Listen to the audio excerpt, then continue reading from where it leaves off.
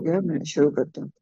नहमदहु व नुसल्ली अला रसूलिहिल करीम, अम्मा बाद, फ़अऊज़ु बिल्लाहि मिनश शैतानिर रजीम, बिस्मिल्लाहिर रहमानिर रहीम, रब्बि इश्रह ली सदरी व यस्सिर ली अमरी वहलुल उक़दतम मिन लिसानी यफ़क़हू क़ौली व रब्बि ज़िदनी इल्मा, अल्लाहुम्मा फ़क़्हिना फ़िद्दीन, अल्लाहुम्मा अर्ज़ुक़नी अत-तफ़क्कुरा वत-तदब्बुरा बिमा यतलूहु लिसानी मिन किताबिक والفهم له والمعرفة بمعاني والنظر في عجائبه والعمل بذلك ما بقيت إنك على كل شيء قدير رب ارحمهما كما ربياني صغيرا اللهم حاسبني حسابا يسيرا اللهم إني أسألك الهدى والتقى والعفاف والغنى آمين या रब العالمين। पिछली तफसीर निकाल लीजिए और पिछली तफसीर से एक क्वेश्चन पूछूंगी मैं आपसे। जी, पिछली तफसीर की आयत नंबर 78 है मेरा ख्याल है। अल्लाह ताला फरमाते हैं वल्लाहु अखरजकुम मिन बुतूनि उम्महातिकुम ला तालमून शैया वजअल लकुमुस समअ वल अबसारा वल अफइदा लअल्लकुम तशकुरून।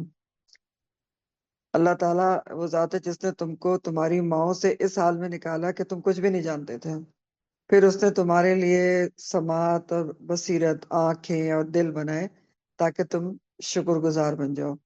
तो सवाल मेरा ये है आपसे कि ये जो अल्लाह ताला ने हमें ये नेमतें दी है ना, कान की, सुनने की और आंखों की और दिल की, तो अल्लाह ताला कह रहे हैं कि ये इसलिए दिए हैं कि ताकि तुम शुक्रगुजार बन जाओ।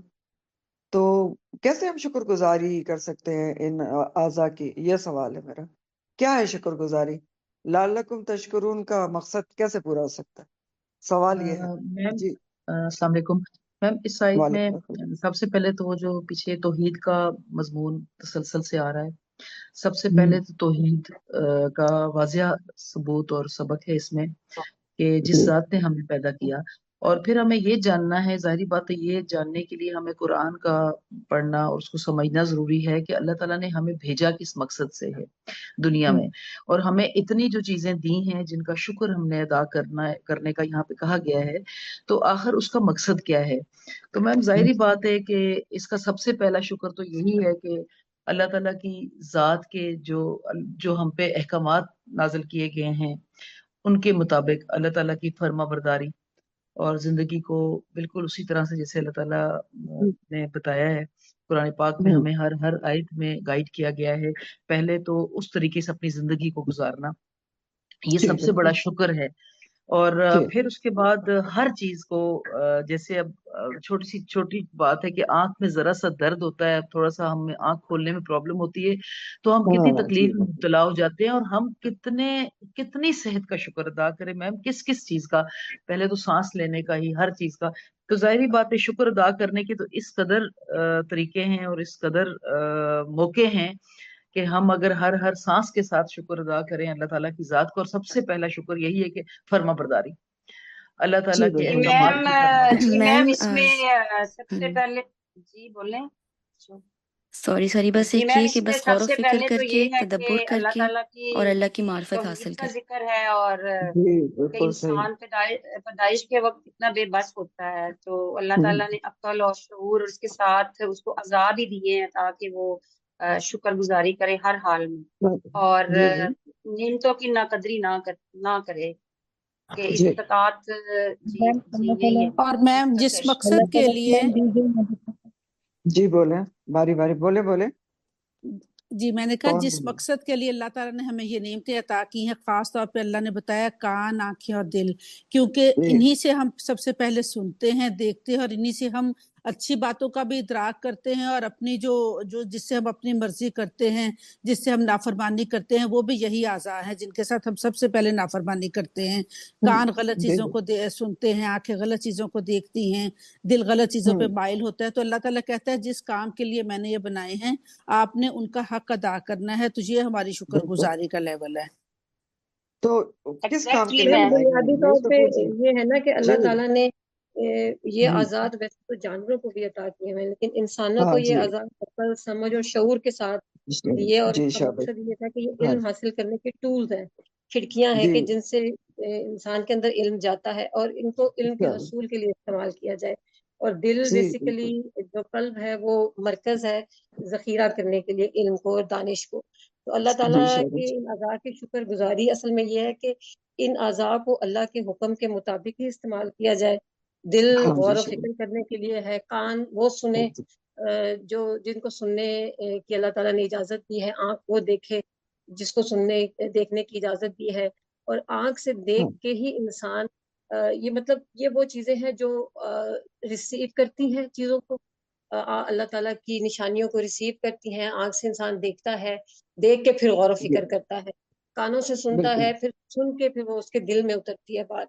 تو بیسیکلی ان کی جی شکر گزاری یہی ہے کہ ان کی قدر کی جائے اور ان کو اللہ تعالیٰ کے حکم کے مطابق اللہ کی معرفت حاصل کرنے کے لیے استعمال کیا جائے. استعمال کیا جائے. جی جی میم شاباش. اور ایگزیکٹلی پھر یہی دل ہاں خلاصہ ہے. ہاں جی دل میم سے غور و فکر جی کرے عائشہ نے بہت انسان اچھا ایکسپلین کیا ہے. خالق ہاں اور جی. میم جانے سب سے پہلا اور شکر اس تو کی یہی ہے کہ معرفت اللہ حاصل تعالیٰ نے کرے. ہمیں ان چیزوں کے ساتھ انسان بنایا، انسان اشرف المخلوقات بنایا، سوچنے سمجھنے کی صلاحیت دی. تو اس کے جی اس شکر کے بعد ہی ہم تابعداری میں آ جائیں گے. تو یہ سب بالکل. سے بڑی اب بات ہے کہ اللہ تعالیٰ بالکل نے ہمیں بہت انسان اچھا بنایا. سبھی نے صحیح بتایا. اب لب لباب اس کا جو یہ ہے وہ یہ ہے کہ کان، آنکھ اور دل کی شکر گزاری یہ ہے کہ ان کو اللہ تعالی کو پہچاننے میں، اس کی معرفت حاصل کرنے میں استعمال کیا جائے، اور اس کے احکامات کو جاننے سمجھنے میں استعمال کیا جائے. اور اس طرح اس کی شکر گزاری ہوتی ہے کہ ایک اللہ کو پہچانے ان کے ذریعے سے، اور پھر اس کے احکامات پہ پورا پورا عمل کریں. یہ ایک جملہ جی یاد میم. رکھ لیں، تب بھی یہی لعلکم میں نے بولا تشکرون تھا کا. آپ شاہ، ابھی میں نے ہاں یہی جی بولا تھا. جی جی بالکل آپ سب نے صحیح بولا ہے. میں نے صرف سم اپ کیا ہے، سبھی نے صحیح بتایا جی الحمدللہ. میم بالکل تو بالکل. ایک جملے میں سم اپ الحمدللہ. کیا ہے کہ ایک جملہ اگر یاد رکھ لیں کہ آنکھ، کان اور دل لعلکم کی شکر تشکرون. گزاری کیا ہے، کہ آپ اللہ کے قدرتوں کو دیکھیں، اس کی آیات کو دیکھیں، دونوں آیات کائنات میں جو اس کی نشانیاں ہیں، جو قرآن کی آیات ہیں ان کو سمجھیں، اور پھر اللہ کو پہچان کے اس کے احکامات پر عمل کریں. یہ ہے لعلکم تشکرون. ٹھیک ہے، تشکر. چلیں آج کی جی تفسیر کی طرف چلتے ہیں. اور آج کی تفسیر بھی اگین بہت ہی امپورٹنٹ ہے ہم سب کے لیے. اور صرف 2 آیات آج کی ہیں، لیکن اس کی اتنی ڈیٹیل ہے اور بہت زیادہ ہمارے عمل سے اس کا تعلق ہے. چلیں آیت نمبر 89 ہے سورہ النحل. وَيَوْمَ، اور جس دن، نب اسو، ہم اٹھائیں گے. ٹھیک ہے، باسا سے لفظ ہے، اور باسا کے معنی میں نے آپ کو کئی دفعہ بتائے ہیں، کئی ہوتے ہیں: دوبارہ پیدا کرنا، اٹھانا، اور مبعوث کرنا، اٹھا کھڑا کرنا. یہاں اٹھانے کے معنی میں یہ آ رہے ہیں، دوبارہ اٹھائیں گے. تو جس دن اللہ تعالیٰ فرما رہے ہیں ہم اٹھائیں گے، فی کل امتن، ہر امت میں کیا اٹھائیں گے؟ شہیدہ، ایک گواہ کو اٹھائیں گے. علیہم، ان کے اوپر، ہر امت کے اوپر ایک گواہ کو اٹھائیں گے. من انفسہم، ان کے اپنوں میں سے اٹھائیں گے، اپنے نفسوں میں سے. وجئنا بکا، اور ہم لائیں گے آپ کو. صلی اللہ علیہ وآلہ وسلم سے خطاب ہے. جئنا کا جو لفظ ہے نا، یہ جیم حمزہ اور یا سے ہوتا ہے. جیا کے مطلب ہوتے ہیں آنا. ٹھیک ہے، تو لیکن جب اس کے بعد با زیر بھی آ جائے یا با آ جائے تو اس کے معنی لانا ہو جاتے ہیں. تو وجئنا، نہ ہم لائیں گے، بکا، آپ کو. نبی کریم صلی اللہ علیہ وسلم کو اللہ تعالیٰ فرما رہے ہیں کہ ہر امت میں سے ایک گواہ ہم کھڑا کریں گے، اور آپ کو لائیں گے نبی کریم صلی اللہ علیہ وسلم شہیدہ، گواہ بنا کر، علی ہؤلائی، ان لوگوں پر. ٹھیک، ونزلنا، اور نازل کی ہم نے، علیہ کا، آپ کے اوپر، نبی کریم صلی اللہ علیہ وسلم پر، الکتابہ، کتاب یعنی قرآن، تبیانن، کھول کر بیان کرنے والی، لکل شیء، ہر چیز کو، وہدن، اور یہ کتاب کیا ہے؟ ہدایت ہے، والرحمہ، اور رحمت ہے، وبشرا، اور خوشخبری ہے. لیکن کس کے لیے؟ للمسلمین، مسلمانوں کے لیے. تبیانہ کا جو لفظ ہے وہ اس کا روٹ بین ہے، با یا اور نون، اور یہ مصدر ہے. باب تفعیل سے اس کو مصدر برائے مبالغہ کہا گیا. باب تفعیل سے تبیان کو مصدر برائے مبالغہ کہا گیا ہے. تو بیان سے، یعنی تبیان کے مطلب ہے بہت زیادہ کھول کر بیان کرنے والی کتاب اتاری گئی ہے. وضاحت کرنے والی. رواں ترجمہ دیکھ لیجئے. نبی کریم صلی اللہ علیہ وسلم سے خطاب ہے کہ اے نبی کریم صلی اللہ علیہ وسلم وہ دن یاد کرو. کون سا دن؟ وَيَوْمَ، جس دن ہم ہر امت میں ان پر انہی میں سے، یعنی ہر امت کے میں سے ہی ایک گواہ کو کھڑا کریں گے، اور آپ صلی اللہ علیہ وسلم کو ان لوگوں پر گواہ بنا کر لائیں گے. اب یہ ان لوگ کون ہیں وہ ابھی آپ کو بتاتا ہوں.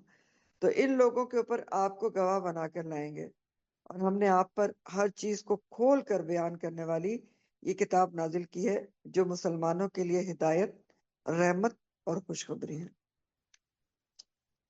تو نبی کریم صلی اللہ علیہ وسلم یاد کرو کہ جس دن ہم ہر امت میں سے انہی پر ان میں سے ایک گواہ کھڑا کریں گے، اور آپ صلی اللہ علیہ وسلم کو ان لوگوں پر گواہ بنا کر لائیں گے. تو اس آیت میں بہت ہی اسپیشل ایک بات کی جا رہی ہے. نبی کریم صلی اللہ علیہ وآلہ وسلم کی روز قیامت شہادت اور گواہی کا ذکر ہے کہ آپ گواہی دیں گے. کس پر دیں گے؟ کیا گواہی دیں گے؟ یہی بات سمجھنے کی ہے اور بہت امپورٹنٹ ہے. سورہ النساء کی آیت نمبر 41، نساء 41 میں بھی یہی مضمون بیان ہوا ہے جو یہاں پر بیان ہو رہا ہے. دونوں کا مضمون ایک ہی ہے، الفاظ کچھ مختلف ہیں، آگے پیچھے ہیں. اور جیسے میں آپ کو پڑھ کے سناتی ہوں. سورہ نساء کی آیت نمبر 41 میں آتا ہے، نساء 41، فَكَيْفَ إِذَا جِئْنَا مِنْ كُلِّ أُمَّةٍ بِشَهِيدٍ وَجِئْنَا بِكَ عَلَىٰ هَٰؤُلَاءِ شَهِيدًا. فَكَيْفَ، پھر کس طرح ہوگا، کیا ہوگا جب ہم لائیں گے ہر امت میں سے ایک گواہ، اور آپ کو ان لوگوں پر گواہ بنا کر لائیں گے. یہ ہے سورہ نساء آیت نمبر 41. تو آپ دیکھ لیں کہ مضمون ایک ہی ہے، الفاظ کچھ مختلف اور آگے پیچھے. تو بہت ہی اہم مضمون یا حقیقت یہاں پر بیان ہو رہی ہے. اللہ تعالیٰ ایک آنے والا وقت یاد دلا رہے ہیں نبی کریم صلی اللہ علیہ وسلم اور ان کی امت کو کہ یاد کرو جب روز قیامت آپ صلی اللہ علیہ وسلم کی گواہی ہوگی، اور خاص طور پر امت مسلمہ کے اوپر ہوگی. تو پھر تو ساری بات اور سمجھنے اور سمجھنے کی ہمارے ہی لیے ہے کہ نبی کریم صلی اللہ علیہ وسلم کی گواہی کیا ہوگی، کس پر ہوگی، اور کیا کن لوگوں پر ہوگی. تو اصل میں سمجھنے کی بات یہ کہ اللہ ہاؤلائی کون لوگ ہیں. ٹھیک ہے، یہ سمجھ لیں.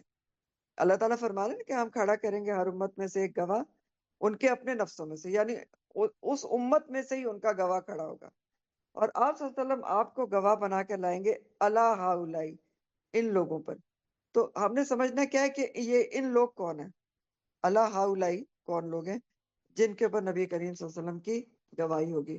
تو اس کے 2-3 معنی کیے گئے ہیں، لیکن بنیادی طور پر ذہن میں رکھیں کہ اللہ ہاؤلائی سے مراد آپ اور میں ہی ہیں، امت مسلمہ ہے، یا پھر انبیاء کرام مراد ہیں. تو 3 طریقے سے اس کا معنی کیا گیا. پہلا معنی اللہ ہاؤلائی سے مراد دوسرے انبیاء بھی ہو سکتے ہیں کہ روز قیامت بہت سارے انبیاء کی جو امتیں ہیں نا وہ مکر جائیں گی. جب ہر امت کے نبی کو امت کے ساتھ لایا جائے گا نا، یہی تو اللہ تعالیٰ کہہ رہے ہیں. اور پیچھے بھی یہ بات گزر چکی ہے کہ ابھی آپ نے اسی صورت میں پیچھے پڑھا ہے، آپ کو بتاتا ہوں. ہاں، پچھلے ہی پیج پہ نا، وَيَوْمَ نَبْعَثُ مِنْ كُلِّ أُمَّةٍ شَهِيدًا. ٹھیک ہے، کہ جب ہم کھڑا کریں گے ہر امت سے ایک گواہ. تو ہر امت کا گواہ کون ہوگا؟ اس کا نبی ہوگا. ہر امت اپنے نبی کے ساتھ آئے گی اور نبی کی گواہی امت پر لی جائے گی. تو امتیں جو ہیں بہت ساری مکر جائیں گی دوسرے انبیاء کی. وہ کہیں گے کہ ہمارے پاس تو کوئی بتانے والا نہیں آیا تھا، اپنی جان بچانے کے لیے مکر جائیں گی، جیسے حضرت نوح کی امت کے لیے بھی آتے ہیں. ابھی آگے وہ حدیث آپ کو بتاؤں گی. تو بہرحال تو نبی کریم صلی اللہ علیہ وآلہ وسلم انبیاء کے حق میں گواہی دیں گے کہ نہیں یہ صحیح کہہ رہے ہیں. جیسا کہ سیدنا عبداللہ بن مسعود رضی اللہ تعالیٰ عنہ سے روایت ہے، حدیث ہے صحیح مسلم کی، کہ نبی کریم صلی اللہ علیہ وسلم نے مجھ سے ایک دن فرمایا کہ میرے سامنے قرآن مجید کی تلاوت کرو. کس سے کہا؟ عبداللہ بن مسعود سے. یہ کہتے ہیں کہ میں نے عرض کیا اللہ کے رسول صلی اللہ علیہ وسلم کیا میں آپ کو سناؤں جبکہ آپ پر تو قرآن نازل ہوا ہے؟ تو آپ نے فرمایا کہ میری خواہش ہے کہ میں اسے کسی دوسرے سے سنوں. تو یہ کہتے ہیں کہ میں نے سورہ نساء کی قرات شروع کی، اور جب میں اس آیت پر پہنچا فَكَيْفَ إِذَا جِئْنَا مِنْ كُلِّ أُمَّةٍ بِشَهِيدٍ وَجِئْنَا بِكَ عَلَىٰ هَٰؤُلَاءِ شَهِيدًا. سوچو کہ اس وقت کیا حال ہوگا جب ہم ہر امت میں سے ایک گواہ لائیں گے اور آپ کو ان کے اوپر گواہ بنا کر لائیں گے. تو عبداللہ بن مسعود کہتے ہیں کہ میں نے سر اٹھایا یا میرے پہلو میں جو موجود آدمی تھا اس نے مجھے ٹھوکا دیا تو میں نے اپنا سر اٹھایا اور میں نے دیکھا کہ آپ صلی اللہ علیہ وسلم کے آنسو بہ رہے تھے، آپ زاروں قطار رو رہے تھے. تو یہاں تک یہ حدیث کے الفاظ ہیں. تو آپ صلی اللہ علیہ وسلم کیوں رو رہے تھے؟ اس کے بھی دو معنی ہیں. یہاں پر جو معنی بنتا ہے وہ یہ ہے کہ آپ کے آنسو یہ شکر گزاری کے تھے کہ اللہ تعالیٰ آپ سے اتنا بڑا کام لیں گے کہ تمام انبیاء کے اوپر آپ کی گواہی معتبر ہوگی. ٹھیک، تو شکر گزاری کے آنسو تھے، اور اس سے آپ کی صلی اللہ علیہ وآلہ وسلم کی فضیلت بھی ثابت ہوتی ہے. تو یہ تو ایک معنی تھا. دوسرا معنی اس کا کیا ہے کہ ہم آپ کو ان لوگوں پر اللہ الائی کے اوپر گواہ بنا کر لائیں گے. دوسرا معنی اللہ الائی سے مراد امت مسلمہ ہے، میں اور آپ ہیں، کہ امت مسلمہ پر آپ صلی اللہ علیہ وسلم کو گواہ بنایا جائے گا، جیسا کہ سورہ البقرہ میں بھی آپ پڑھ چکے ہیں یہ مضمون. سورہ البقرہ کی آیت نمبر 143 ہے، وَكَذَلِكَ جَعَلْنَاكُمْ أُمَّةً وَسَطًا لِتَكُونُوا شُهَدَاءَ عَلَى النَّاسِ وَيَكُونَ الرَّسُولُ عَلَيْكُمْ شَهِيدًا.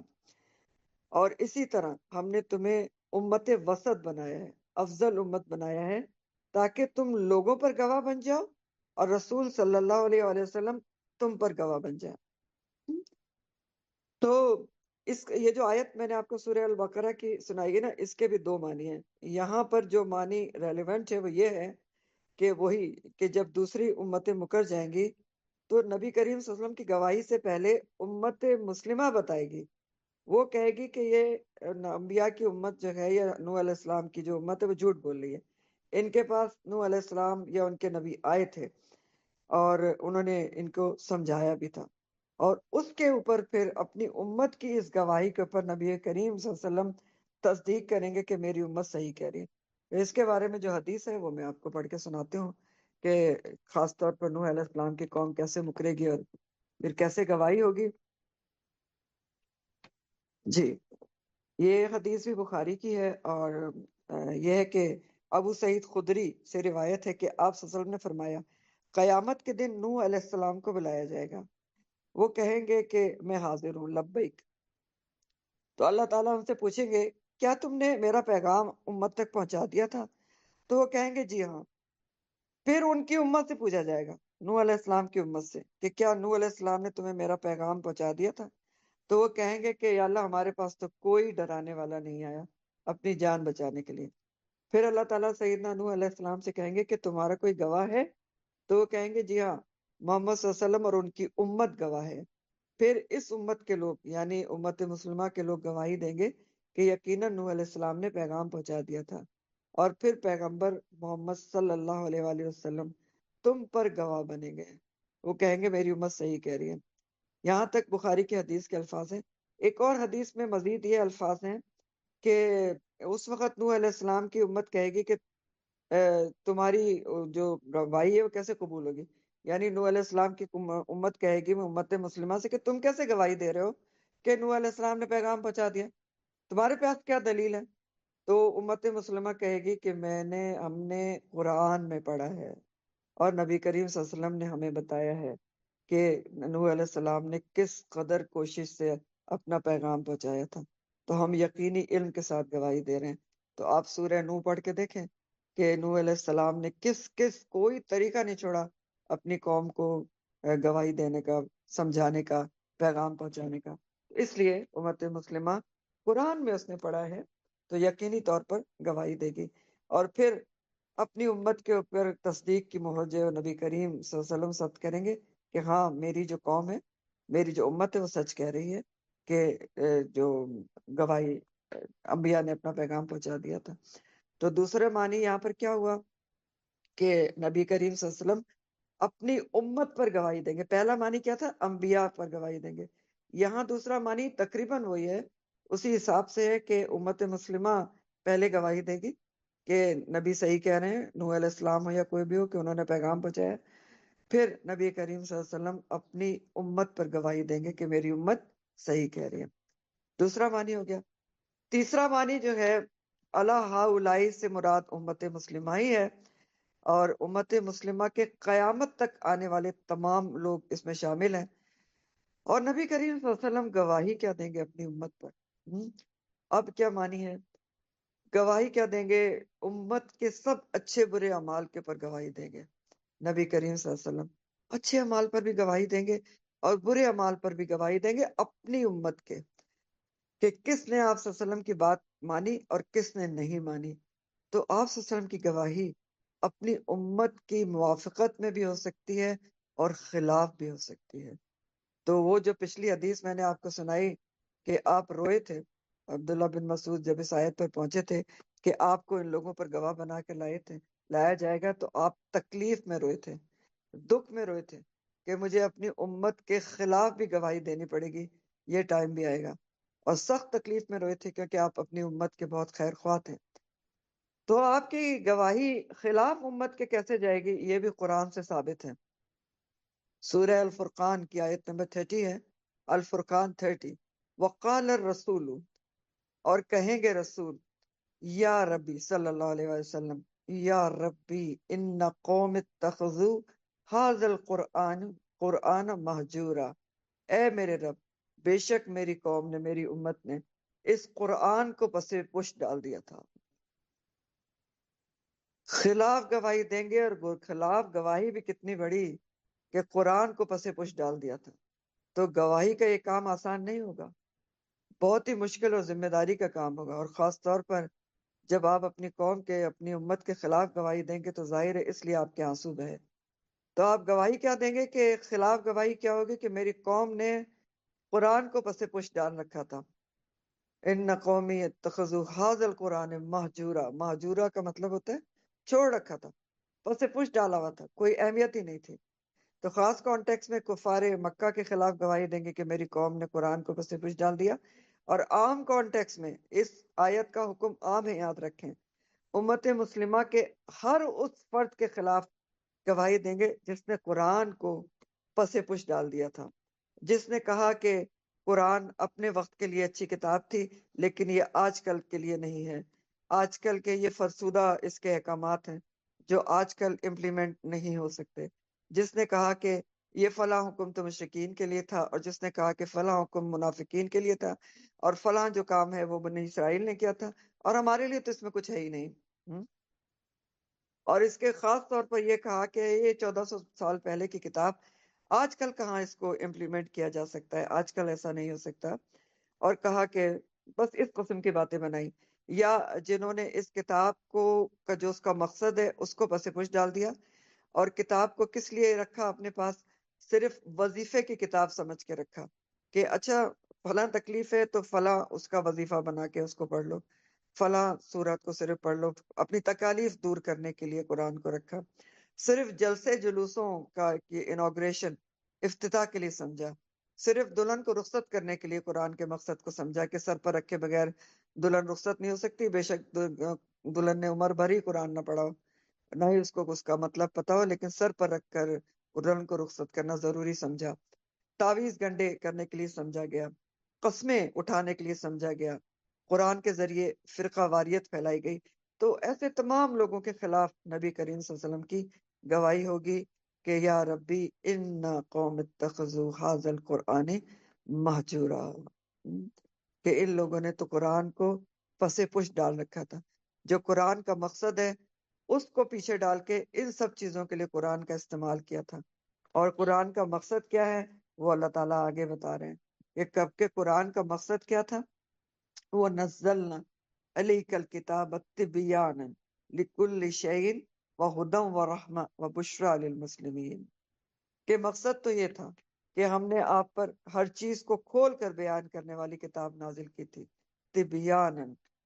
میں نے ابھی آپ کو بتایا نا کہ باب تفصیل سے مصدر برائے مبالغہ ہے، یعنی بہت زیادہ کھول کر بیان کرنے والی کتاب نازل کی تھی، بہت زیادہ وضاحت کرنے والی کتاب نازل کی تھی۔ اور تبیانا لکل شیء، ہر چیز کو کھول کر بیان کرنے والی سے کیا مراد ہے؟ یعنی ہر وہ چیز جس کا تعلق انسان کی ہدایت سے ہے اس کو کھول کر بیان کرتی ہے کتاب۔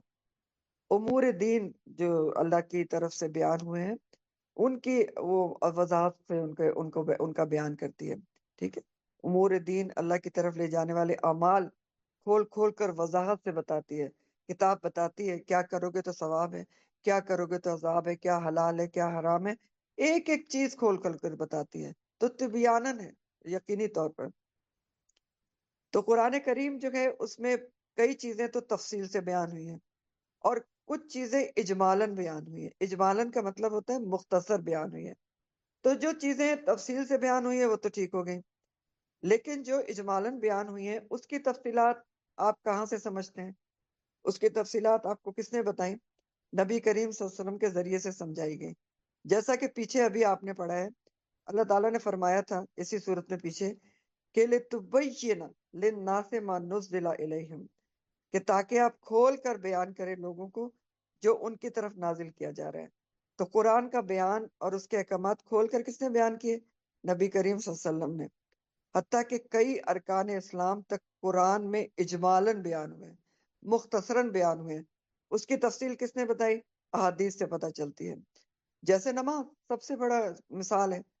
قرآن حکم دیتا ہے اقیم الصلاۃ، کہیں قرآن میں آپ کو نماز کا طریقہ نہیں ملے گا، کہیں نہیں ملے گا. یہ کہا گیا ہے کہ وقت کے ساتھ جو کہ قرآن فرض ہے نماز. یہ اقیم الصلاۃ کا حکم 80 سے زیادہ جگہ پہ ہے، لیکن کیسے نماز پڑھو کس نے بتایا؟ نبی کریم صلی اللہ علیہ وسلم نے، احادیث نے بتایا، آپ کی سنت نے بتایا. تو جو قرآن کے بھی احکامات ہیں ان کی پوری تفصیل احادیث سے پتہ چلتی ہے. اسی لیے ہمیں کیا حکم دیا گیا ہے؟ سورہ حشر میں اللہ تعالیٰ فرماتے ہیں، سورہ الحشر آیت نمبر 7 ہے، وَمَا آتَاكُمُ الرَّسُولُ فَخُذُوهُ، اور جو رسول تمہیں عطا کر دیں تو اس کو لے لو. وَمَا نَهَاكُمْ عَنْهُ فَانْتَهُوا، اور جس سے تمہیں روک دیں اس سے رک جاؤ. جو تمہیں دے دیں لے لو، جس سے روک دیں اس سے رک جاؤ. واضح حکم ہے، کلیئر کٹ. وَاتَّقُوا اللَّهَ، اور اللہ سے ڈرو. ان اللہ شدید العقاب، بے شک اللہ تعالیٰ بہت سخت سزا دینے والا ہے. کیا مطلب ہے اس کا؟ کہ جو رسول دے رہے ہیں وہ آپ نے لینا ہی لینا ہے، جس سے منع کر رہے ہیں اس سے رکنا ہے. اور اگر نہیں رکے اور نہیں مانا تو یاد رکھو اللہ کا تقوی اختیار کرو، ورنہ اللہ تعالیٰ بہت سخت سزا دینے والا ہے. اب بعض جو منکرین حدیث ہیں انہوں نے اس آیت کا غلط مطلب لیتے ہیں. یعنی یہ جو آیت آپ پڑھ رہے ہیں نا کہ اللہ تعالیٰ نے یہ والی آیت، اس کا یہ پورشن کہ وَنَزَّلْنَا عَلَيْكَ الْكِتَابَ تِبْيَانًا لِكُلِّ شَيْءٍ، کہ ہم نے کتاب کو ہر چیز کھول کر بیان کر دی. تو بعض لوگوں نے اس کا مطلب غلط لیا اور انہوں نے کہا کہ ہمارے لیے بس کتاب کافی ہے، یعنی قرآن کافی ہے اور حدیث کی ضرورت نہیں ہے. یہ منکرین حدیث جو ہوتے ہیں انہوں نے اس طرح کا مطلب لیا. تو اس کا جواب ہے کہ کتاب بے شک کافی ہے. قرآن میں اللہ تعالیٰ نے سب کچھ کھول کر بیان بھی کیا ہے، لیکن آپ جو بیان بھی کیا ہے اس کو آپ سمجھیں گے کیسے؟ کیسے سمجھیں گے کہ اللہ تعالیٰ کیا فرما رہے ہیں؟ کیسے آپ کیا کریں گے؟ کس کے متعلق اللہ تعالیٰ نے فرمایا؟ جیسے ابھی آپ کو آیت بتائی میں نے کہ اللہ تعالیٰ نے کہا کہ لِتُبَيِّنَ لِلنَّاسِ مَا نَزَّلَ عَلَيْهِمْ. کیوں کہا پھر نبی کریم صلی اللہ علیہ وسلم کو آپ نے، اللہ تعالیٰ نے، کہ آپ سمجھائیں، بیان کریں کتاب کو. ہاں، اگر کتاب ہی سب کچھ تھی کہ نبی کریم صلی اللہ علیہ وسلم کے بیان کی ہمیں کیا ضرورت تھی؟ پھر تو کوئی ضرورت نہیں ہے. لیکن اللہ تعالیٰ نے تو 2 دفعہ پیچھے فرمایا ہے، آپ نے پڑھا ہے کہ لِتُبَيِّنَ، تاکہ آپ کھول کر بیان کریں. تو بات یہ ہے کہ دیکھیں کتاب میں بہت کچھ ہے، لیکن اس کو کھول کر اور واضح کرنے کے لیے معلم کی ضرورت ہے، سمجھنے کے لیے معلم کی ضرورت ہے. اور یہ ذمہ داری اللہ تعالیٰ نے نبی کریم صلی اللہ علیہ وآلہ وسلم کو دی. تو قرآن کو، حدیث اور سنت کو لیں گے، قرآن تو ان کے نبی کریم صلی اللہ علیہ وسلم کی حدیث اور سنت کو آپ لیں گے تو کتاب آپ کے سمجھ میں آئے گی، احکامات آپ کے سمجھ میں آئیں گے. جب سمجھ میں آئیں گے تبھی ہدایت بنے گی آپ کے لیے. یہ سب سے بڑی مثال ہے کہ صحابہ کرام اجمعین جن کی زبان عربی تھی، وہ ان کو بھی نبی کریم صلی اللہ علیہ وسلم سے سمجھنے کی ضرورت تھی. وہ جیسے پہلے بھی آپ کو میں نے مثال دی تھی کہ وہ سحری کے لیے اللہ تعالیٰ نے سورہ البقرہ میں فرمایا کہ جب کالا دھاگا سفید دھاگے سے علیحدہ ہو جائے تو اس وقت کھانا پینا بند کر دو. تو اس کا مقصد کیا تھا کہ جب صبح کی سفیدی نمودار ہو جائے تو بند کر دو. تو ایک صحابی 2 دھاگے سرانے رکھ کے لیٹ گئے تھے، صحابی تھے، عربی سمجھنے والے. پھر نبی کریم صلی اللہ علیہ وسلم نے ان کو سمجھایا. تو پھر کون سمجھائے گا قرآن کو؟ کیا حدیث اور سنت کی ضرورت نہیں ہے؟ بات سمجھ میں آ رہی ہے بچوں؟ جی جی جی سمجھ گئے؟ الحمدللہ. جی جی الحمدللہ. جی جی میم کہ جی اگر میم آپ قرآن الحمدللہ کو الحمدللہ. صرف لیتے ہیں اور حدیث اور سنت کو نہیں لیتے تو آپ کبھی بھی احکامات بھی پورے نہیں سمجھ سکتے. ٹھیک ہے نا؟ باقی چیزیں تو دور کی بات ہے.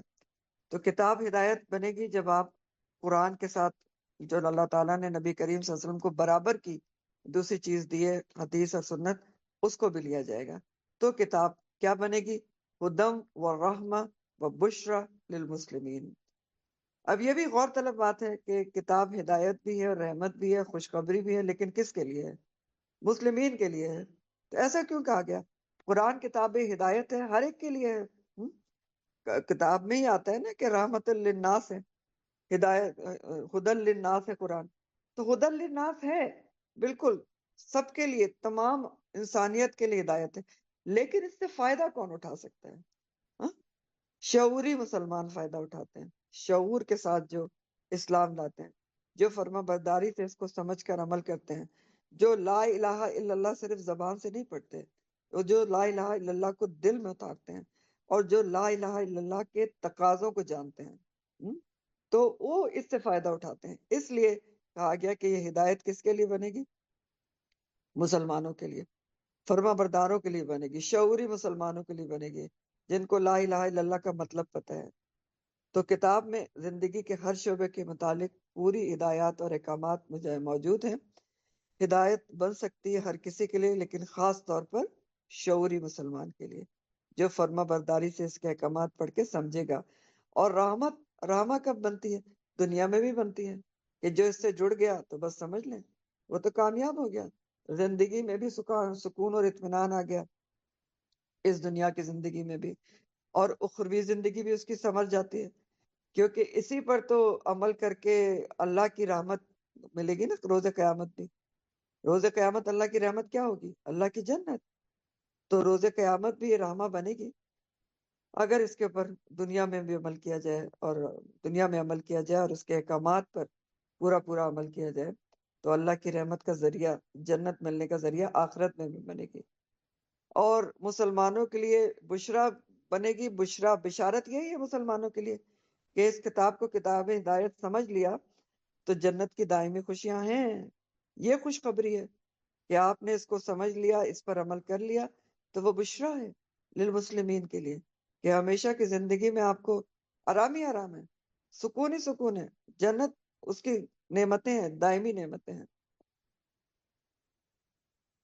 اگلی آیت اور بھی زیادہ امپورٹنٹ ہے، اور یہاں پر رکوع ختم ہو چکا ہے، آگے ایک مضمون ہے، نیا ہے.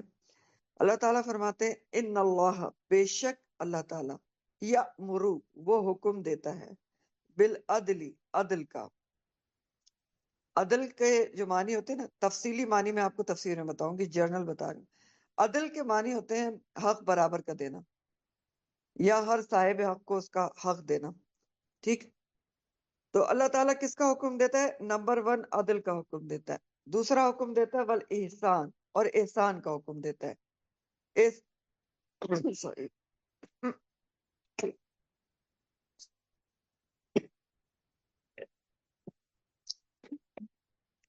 دوسرا حکم ہے احسان کا. احسان کیا ہوتا ہے؟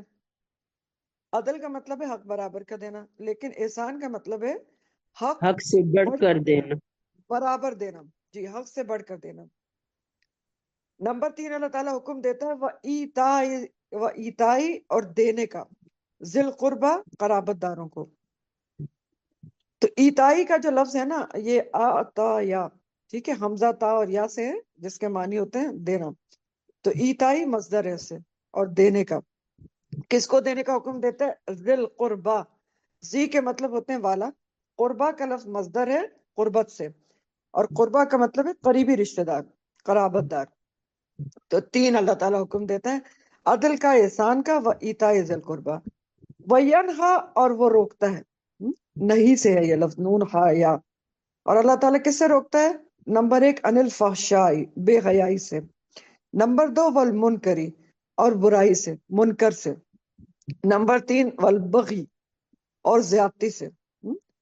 اور یہ سارے الفاظ بھی میں انشاءاللہ آپ کو ابھی تفسیر میں بتاؤں گی. تو 3 چیزوں کا حکم دیتا ہے اور 3 چیزوں سے روکتا ہے اللہ تعالیٰ. याइज़ुकुम, वो नसीहत करता है तुम्हें।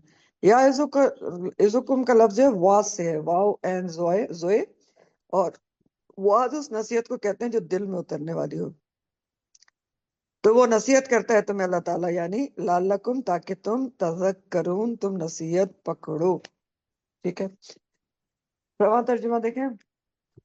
बेशक अल्लाह ताला अदल और एहसान और कराबतदारों को देने का हुक्म देता है, और बेहयाई और बुरे काम और जुल्म और ज्यादती से रोकता है, और वो तुम्हें नसीहत करता है, वाज करता है, ताकि तुम नसीहत पकड़ो।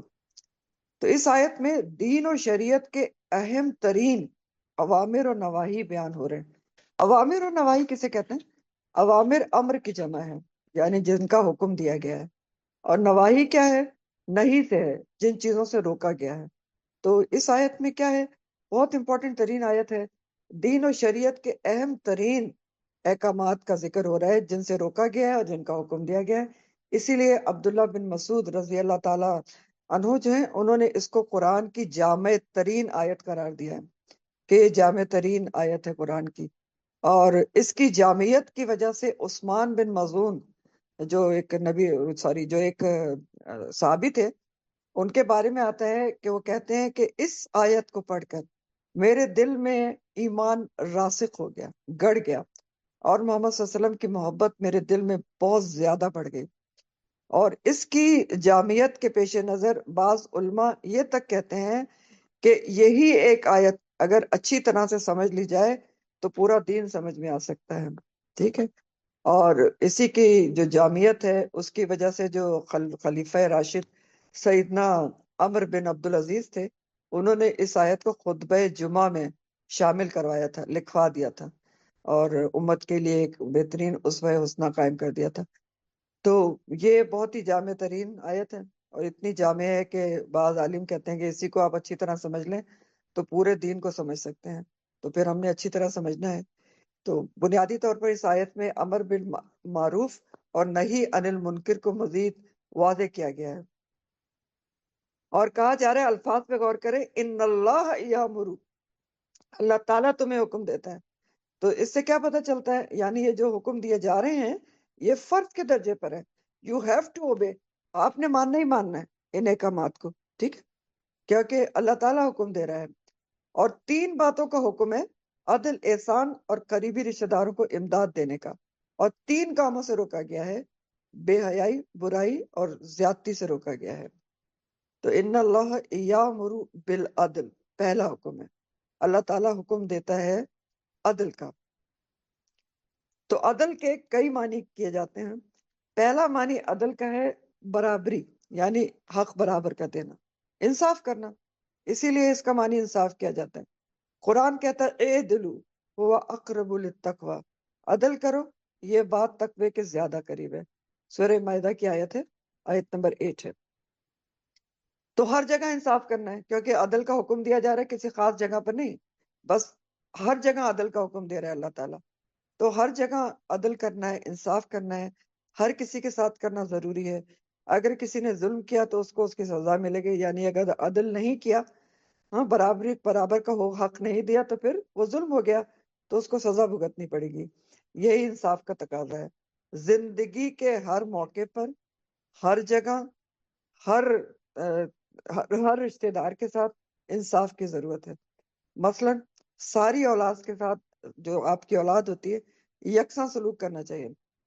फिर इसी तरह किसी के साथ दुश्मनी हो, मोहब्बत हो, या अनाथ हो, या कराबत हो, इन सब चीजों को इंसाफ के आड़े नहीं आना चाहिए।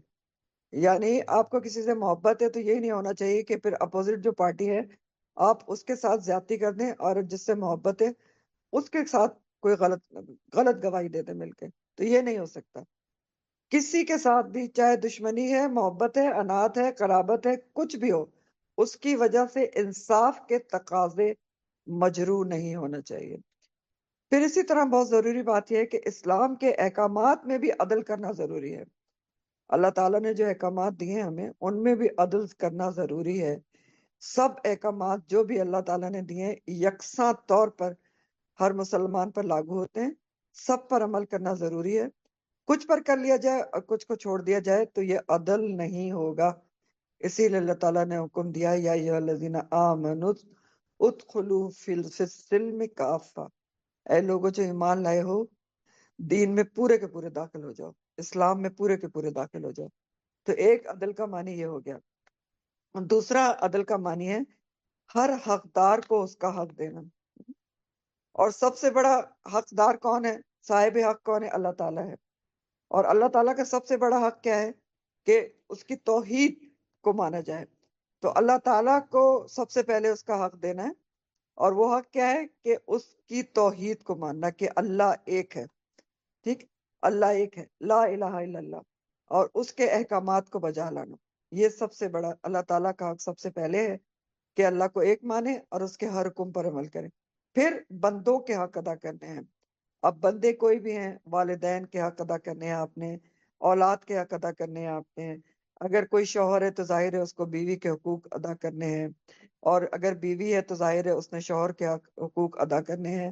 پھر سبھی کو رشتہ داروں کے، ہمسایوں کے، جو بھی حق ہے جس کے اوپر، ایک مسلمان کے اوپر جو حقوق ہیں، ٹھیک ہے، تو چاہے کچھ بھی نہ ہو آپ کا، لیکن وہ ایسے مسلم آپ کے اوپر حقوق بنتے ہیں. جیسے حدیث میں بھی آتا ہے نا کہ سلام کا جواب دینا مسلمان کا دوسرے مسلمان کے اوپر ہر ایک حق ہے کہ اس کا جواب دے، دعوت قبول کرے، اور اس طرح جنازے کے ساتھ جائے وغیرہ وغیرہ. تو ہر کسی کا حق دینا ہے. اور پھر انسانوں کے بعد جانوروں کے حقوق بھی دینے ہیں. جانوروں کے بھی حقوق ہیں کہ آپ جانوروں پہ ظلم و زیادتی نہ کریں بلا وجہ کے لیے، ان کو کھانا پینا دیں. یہ سب ان کے حقوق ہیں، ان کو ادا کرنا چاہیے. زمین کے حقوق بھی ادا کرنا چاہیے. حقوق تو بہت ہیں پھر. اور زمین کا حق کیا ہے؟ کہ اس کو اس طرح پولیوٹ نہ کیا جائے، اس طرح خراب نہ کیا جائے کہ وہ کسی بھی مخلوق کے رہنے کے قابل نہ رہے، نقصان سے بچایا جائے.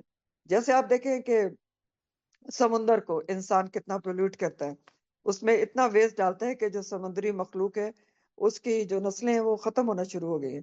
تو یہ پھر حق عدل کے خلاف ہے. تو بہرحال ہر کسی کا اور ہر حق، سب حقوق کی ادائیگی ضروری ہے. ہر صاحب حق کو اس کا حق دینا ہے اور عدل کا تقاضا ہے.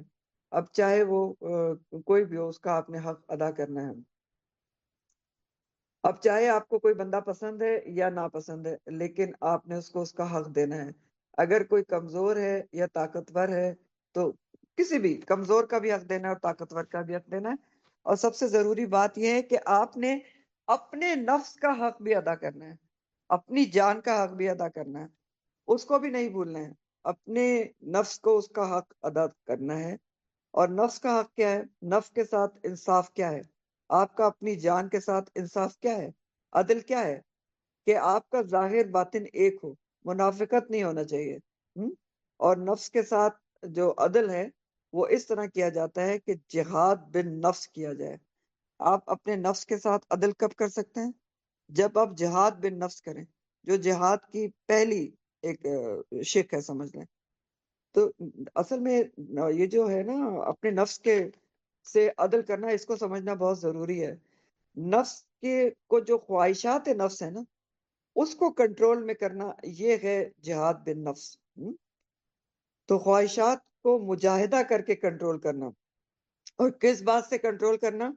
کہ وہ اللہ تعالیٰ کی ناراضگی کا کوئی کام نہ کرے، شریعت خلاف شریعت کوئی کام نہ کرے. کیونکہ دیکھیں اگر آپ اپنے نفس کو کنٹرول نہیں کریں گے جہاد بن نفس کر کے، تو اب آپ اپنے نفس کا حق ادا نہیں کر رہے. کیوں؟ کیونکہ اگر آپ کا نفس، آپ خود اپنے دل کے کہنے پر چل رہے ہیں اور خلاف شریعت کام کر رہے ہیں، تو پھر کیا ہوا؟ آپ اپنے نفس کے ساتھ حق تلفی کر رہے ہیں. کس طرح؟ کیونکہ آپ کو اس خلاف شریعت کام کی سزا بھگتنی پڑے گی. تو پھر کیا ہوا کہ اپنے نفس کے ساتھ بھی حق اس کا دینا ہے، حق برابر کا دینا ہے. پھر تیسرا معنی عدل کا ہے اعتدال بھی کیا گیا ہے. تیسرا معنی بیلنس، یعنی عدل کا تیسرا معنی بیلنس یا اعتدال بھی کیا گیا ہے. اعتدال ہر معاملے میں رکھنا ہے کہ ہر معاملہ آپ کا افراط و تفریط سے پاک ہونا چاہیے. افراط و تفریط کے کیا معنی ہوتے ہیں؟ افراط کے مطلب ہوتے ہیں بڑھ جانا آگے، اور تفریط کے مطلب ہوتے ہیں کمی کر دینا، گھٹا دینا.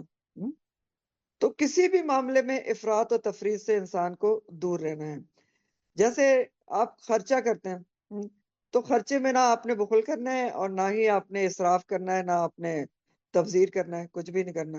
اب سورہ فرقان میں جو عباد الرحمن کی خصوصیات آتی ہے نا، اس میں ایک یہ بھی خصوصیت بیان کی گئی ہے کہ وہ نہ بخل کرتے ہیں اور نہ ہی اسراف کرتے ہیں، بین ذالک سبیلا، درمیانی راستہ اختیار کرتے ہیں۔ تو ہر معاملے میں آپ نے کمی اور زیادتی سے بچنا ہے، اور خاص طور پر دین کے معاملے میں بھی افراط و تفریط سے بچنا ہے، کیونکہ دین کے معاملے میں تو یہ بہت نقصان دہ ہو جاتا ہے۔ دین کے معاملے میں افراط کیا ہوتا ہے؟ بڑھ جانا کیا ہوتا ہے؟ اس کو غلف کہتے ہیں۔ اور غلف کیا ہوتا ہے؟ کہ جیسے عیسیٰ علیہ السلام کو نصارہ نے کیا کیا کہ وہ اللہ کے نبی تھے، ان کو ان کے درجہ جو تھا اس سے اٹھا کر کہاں سے کہاں پہنچا دیا، نعوذ باللہ اللہ کا بیٹا بنا دیا اور تین کا ایک بنا دیا۔ تو یہ کیا ہو گیا؟ دین میں غلب ہو گیا، اور جس کا نتیجہ بہت ہی برا ہے، شرک ہو گیا، اور جس کی سزا معافی نہیں ہو سکتی۔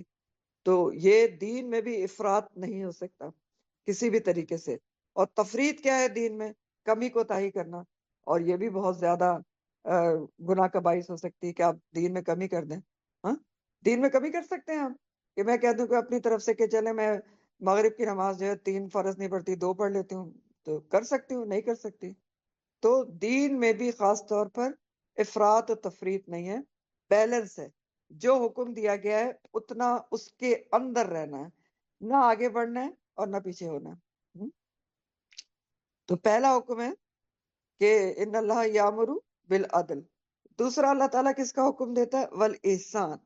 اور اللہ تعالیٰ احسان کا حکم دیتا ہے کہ احسان کا رویہ رکھو۔ احسان کیا ہوتا ہے؟ احسان کا لفظ حسن سے نکلا ہے، اور اس کے بھی کئی معنی بنتے ہیں۔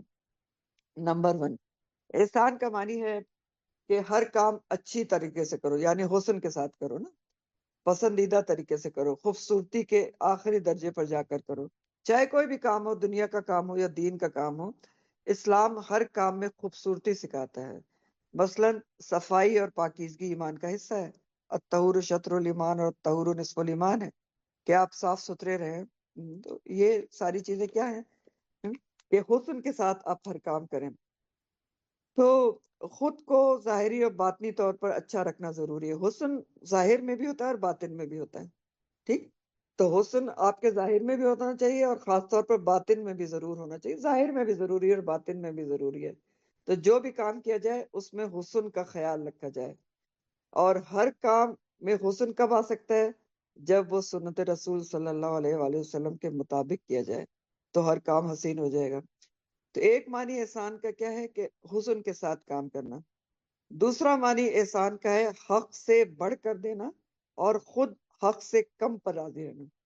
دوسرے کو حق سے بڑھ کر دینا اور خود حق سے کم پر راضی رہنا۔ اور اللہ تعالیٰ کس کو پسند کرتا ہے؟ محسنین کو پسند کرتا ہے۔ سورہ البقرہ کی آیت نمبر 195 ہے، وَأَحْسِنُوا، اور احسان کرو، ان اللہ یحب المحسنین، اللہ تعالیٰ احسان کرنے والوں کو پسند کرتا ہے۔ تو انصاف یا عدل کا معنی ہے حق برابر دینا، اور احسان سے کیا معنی ہے؟ حق سے بڑھ کر دینا۔ جو آپ کا حق نہیں بھی دے رہا ہے اسے بھی دینا، برابری نہ کرنا۔ جو برا کرے اس سے بھی اچھا کرنا، اور جو اچھا کر رہا ہے اس سے بھی اچھا کرنا۔ نیت خالص اللہ کے لیے کر کر ہر عمل کرنا۔ تو اصل حسن پھر کہاں ہے؟ نیت میں ہے۔ احسان کے لیے اصل حسن کہاں پر ہے؟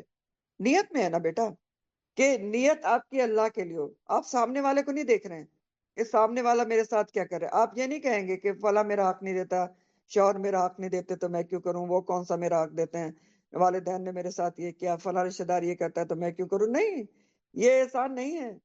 احسان کیا ہے کہ آپ نے کس سامنے والے کے لیے نہیں کرنا، آپ نے تو اللہ کے لیے کرنا ہے، کیونکہ اللہ تعالیٰ ان اللہ یحب المحسنین۔ تو ہر کام کی نیت کس کے لیے کرنا ہے؟ اللہ تعالیٰ کی رضا مندی کے لیے، کہ یہ کام میں اللہ کی رضا مندی کے لیے کر رہی ہوں، تو سامنے والا کچھ بھی کرتا رہے، ٹھیک۔ تو دوسرا معنی احسان کا کیا ہے کہ اللہ کی خاطر ہر کسی کو حق سے بڑھ کر دینا اور خود کم پر بھی راضی رہنا، اللہ سے اجر کی امید رکھنا۔ تیسرا معنی احسان کا عبادات کے حساب سے ہے کہ عبادات میں احسان اور اخلاص، کہ عبادات جو ہماری ہے وہ خالص نیت اللہ کے لیے ہو، جیسا کہ حدیث جبرائیل میں نبی کریم صلی اللہ علیہ وسلم نے بیان فرمایا۔ ایک بہت مشہور حدیث ہے صحیح بخاری کی، جس کو حدیث جبرائیل کہا جاتا ہے، اور جس میں جبرائیل علیہ السلام انسانی شکل میں نبی کریم صلی اللہ علیہ وسلم کے پاس آئے تھے، اور بہت سارے صحابہ بھی آس پاس موجود تھے، اور انہوں نے نبی کریم صلی اللہ علیہ وسلم سے کچھ سوالات پوچھے تھے امت کی تعلیم کے لیے، صحابہ کی تعلیم کے لیے، جس میں پہلا سوال تھا کہ اسلام کیا ہے، دوسرا سوال تھا کہ ایمان کیا ہے، تیسرا سوال تھا کہ احسان کیا ہے۔ تو احسان کے بارے میں آپ صلی اللہ علیہ وسلم نے فرمایا تھا کہ احسان یہ ہے کہ تو اللہ کی عبادت ایسے کرو جیسے تم اسے دیکھ رہے ہو، اور اگر تم اسے نہیں دیکھ رہے تو وہ تو تمہیں دیکھ رہا ہے۔ تو یہ ہے عبادت میں احسان۔ سوچیں، عبادت اگر ہم اس طریقے سے کریں کہ ہم اللہ کو دیکھ رہے ہیں، سامنے اللہ تعالیٰ موجود ہے، یا کم از کم یہ خیال رکھیں کہ اللہ تو ہمیں دیکھ رہا ہے، تو عبادت کیسی ہوگی؟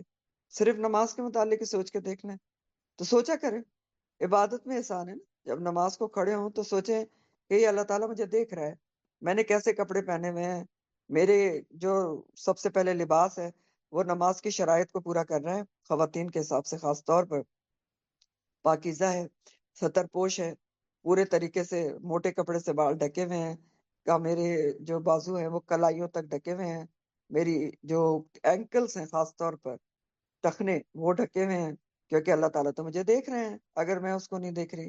اور پھر میں کس طریقے سے کھڑی ہوتی ہوں اور کس طریقے سے نماز پڑھتی ہوں، اس میں اگر صرف دوسرا درجہ ہی ہم یاد رکھ لیں تو پھر ہماری نمازیں کیسی ہوگی؟ اور یہ پھر ہر عبادت کے لیے ہے۔ تو تیسرا معنی احسان کا عبادات کے حساب سے ہے۔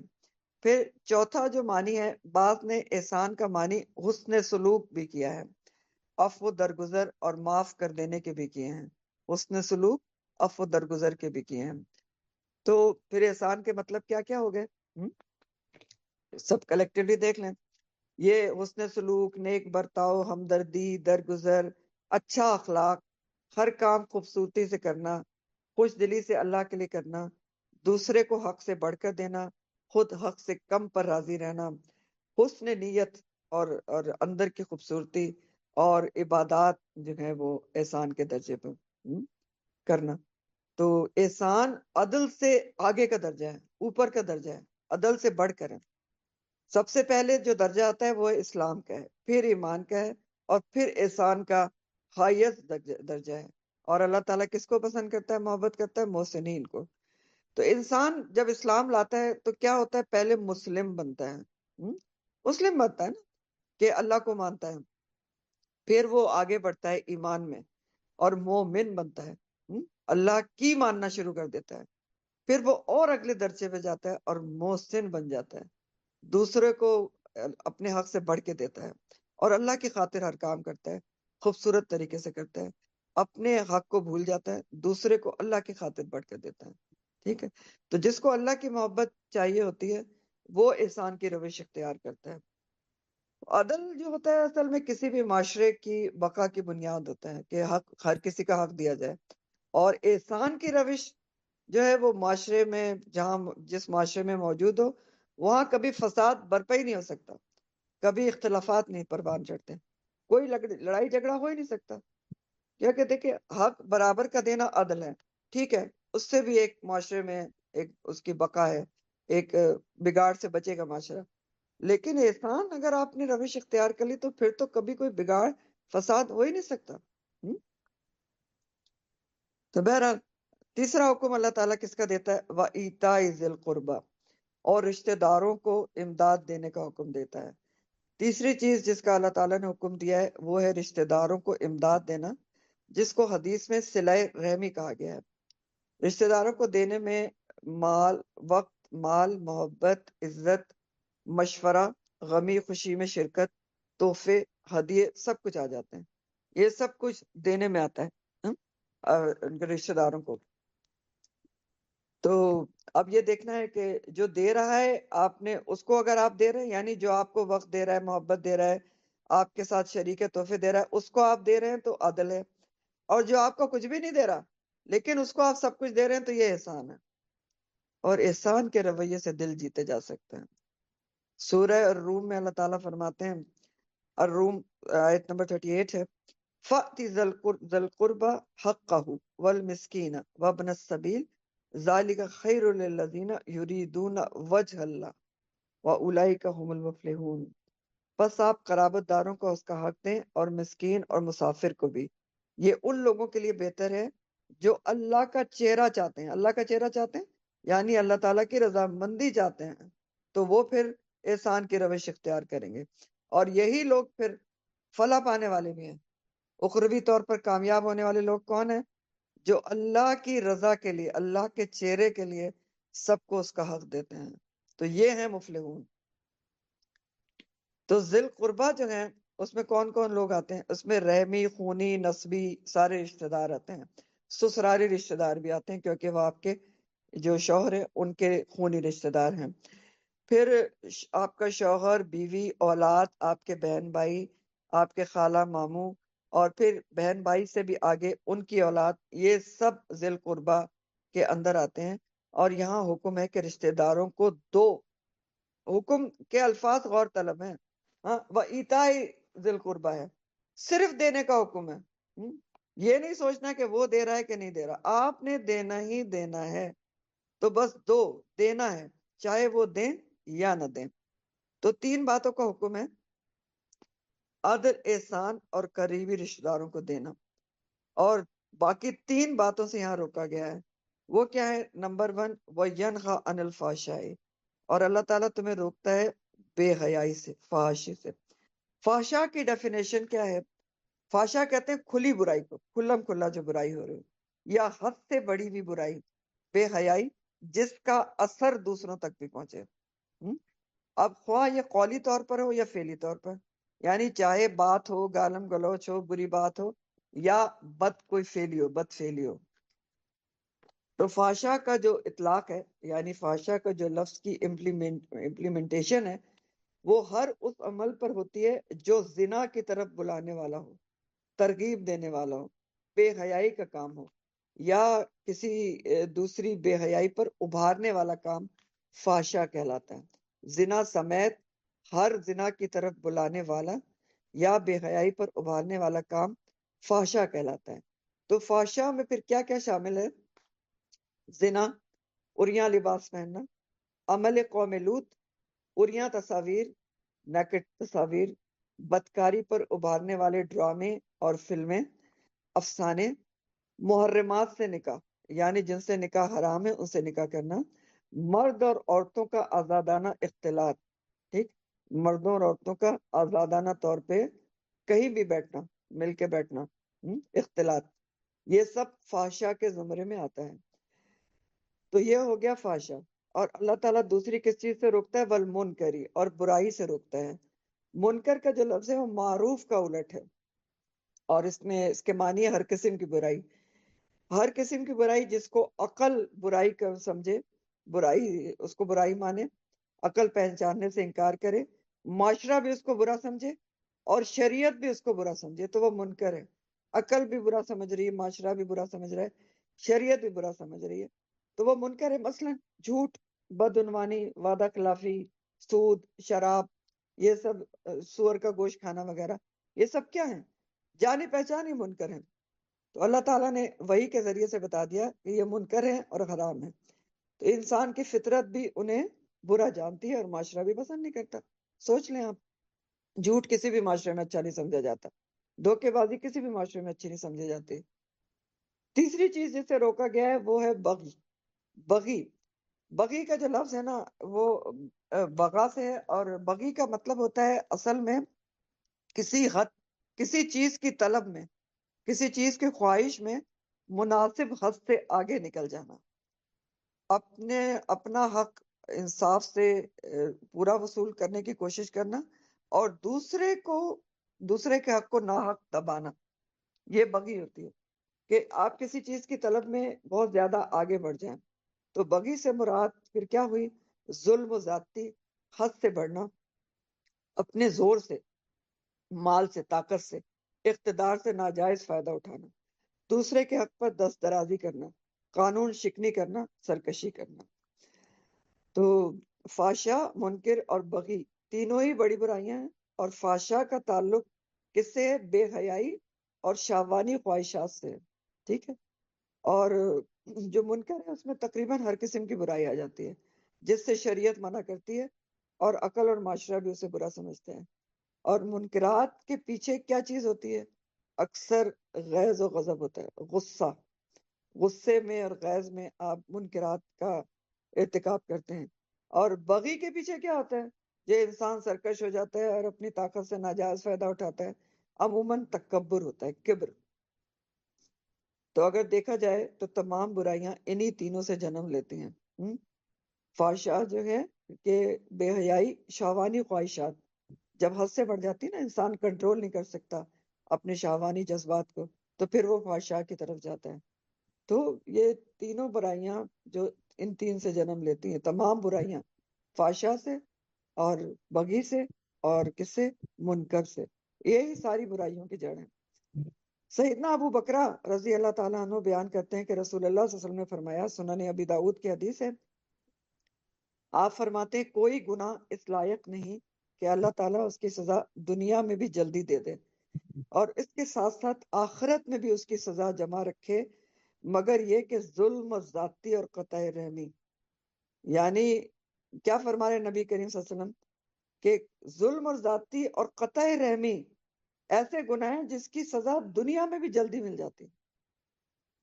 غور طلب ہے باتیں.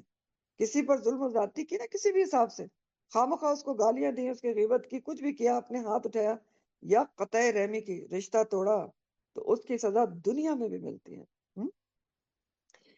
یعظکم لعلکم تذکرون، اور وہ تم کو نصیحت کرتا ہے اللہ تعالیٰ تاکہ تم نصیحت پکڑو. یعظکم، واز کرتا ہے تم کو اللہ تعالیٰ، اترنے والی، دل میں اترنے والی نصیحت کرتا ہے جس کا سن کر دل پر اثر ہو اور اللہ کا ڈر پیدا ہو. تو اللہ تعالیٰ آپ کو نصیحت کر رہے ہیں، مجھے نصیحت کر رہے ہیں کہ ان چیزوں پر عمل کریں تاکہ تم کامیاب ہو جاؤ. کیونکہ یہی جو 6 کام ہیں انسان کی فلاح اور کامیاب زندگی کا نتیجہ انہی کے اوپر ڈیپینڈ کرتا ہے. 3 پر عمل کرنا ہے اور 3 سے رکنا ہے. ٹھیک ہے. تو یہ آیت دراصل کیا ہے؟ پورے دین کا خلاصہ ہے. نہایت جامع انداز میں پورا دین سمجھا دیا گیا ہے. برائیاں دور کرنے اور اصلاح کی ترغیب دی گئی ہے، اور یاد رکھنے والی باتیں ہیں ساری. ہمارے عمل سے گہرا تعلق ہے کہ ہم سوچیں کہ ہمیں کیا کیا کرنا ہے اور کن کن چیز سے رکنا ہے، اور کیوں یہ کریں گے؟ تاکہ کامیاب ہو سکیں. یہی تو تذکرون ہے. نصیحت کیا پکڑنی ہے اس آیت سے بچوں؟ کہ یہ 3 کاموں سے لازمی رکنا ہے اور 3 کاموں کو لازمی آپ نے کرنا ہے جن کا حکم دیا گیا ہے. تو اس پہ غور و فکر کریں انشاءاللہ تعالی، اور انشاءاللہ تعالی اگلی کلاس میں ڈسکس کریں گے. آج کی تفسیر یہیں تک ہے. وآخر دعوانا ان الحمدللہ رب العالمین. ٹائم تھوڑا ہے لیکن تھوڑی بہت ہم محمد عربی پڑھیں گے، جتنی بھی پڑھی گئی سمجھ لیں 10 منٹس. تو کھول لیتے ہیں. اللہم صلی علی محمد النبی الامی وعلی آلہ وصحبہ وسلم تسلیما.